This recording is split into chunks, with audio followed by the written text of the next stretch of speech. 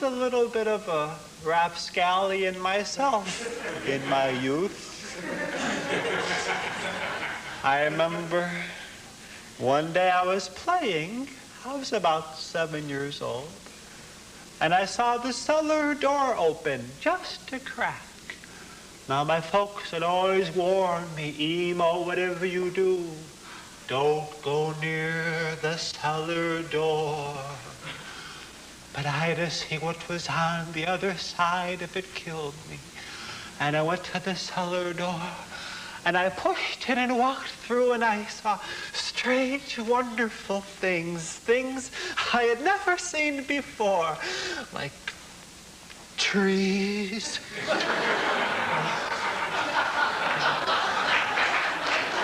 grass, flowers, the sun. That was nice. The sun. Oh, my folks were very protective of me as I look back. I couldn't even cross the street without them getting all excited and placing bets. Yeah, my dad had very strict rules for me because he loved me. Rules like, oh, I couldn't be home until a certain hour, and that type of thing.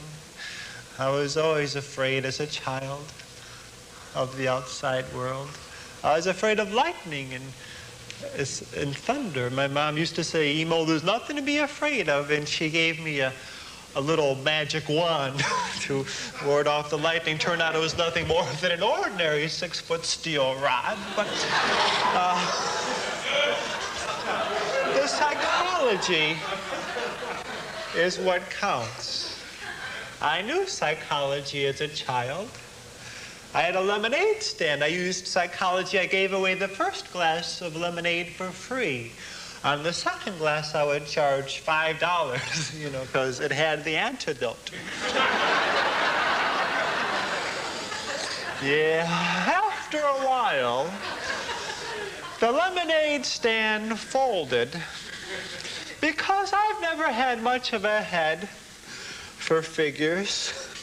Remember once in school, it's painful just to think of it, my teacher said, Emo, what's 5/19 times 4/15? And my brain started to bleed. And she said, take it easy, what's our common denominator? I said, a fondness for little girls, you know. I don't know, you know. Remember once we were taking a test and I was copying this other kid's paper, and I guess the teacher heard my Xerox machine. She said, Emo, am I stupid or were you cheating? I said, yes and no. And she sent me to the principal, and I go to his office, and he says, Emo, Emo, Emo. I said, I'm the one in the middle, you drunken slob. He said, how would you like to repeat the 5th grade? I said, well, I don't know if I could do it exactly, but I'll try. He said, I can expel you. I said, you'll have to catch and eat me first. You know? You're a weirdo. And he says, Emo, you have to go to the school psychologist. I said, why do I have to go to the school psychologist? So he shows me the petition.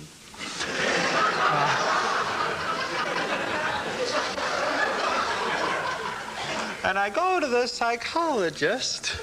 He says, what does this ink blot look like to you? I said, it's a bit embarrassing. He said, everyone sees something silly. What does the ink blot look like to you? I said, well, to me it looks like standard pattern number 3 in the Rorschach series to test obsessive compulsiveness, you know. And he gets kind of depressed. I said, okay, it's a butterfly. He cheers up. He says, what does this ink blot look like? I said, it looks like a horrible, ugly blob of pure evil that sucks the souls of men into a vortex of sin and degradation. He said, no, the ink blot's over there. That's a photo of my wife you're looking at. I said, oh, was I far off? He said, no.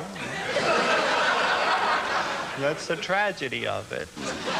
This shows you how tricky those guys are. He gives me a chocolate Easter bunny, which I consume, and I think, wait a second, was this a test too? He says, yeah.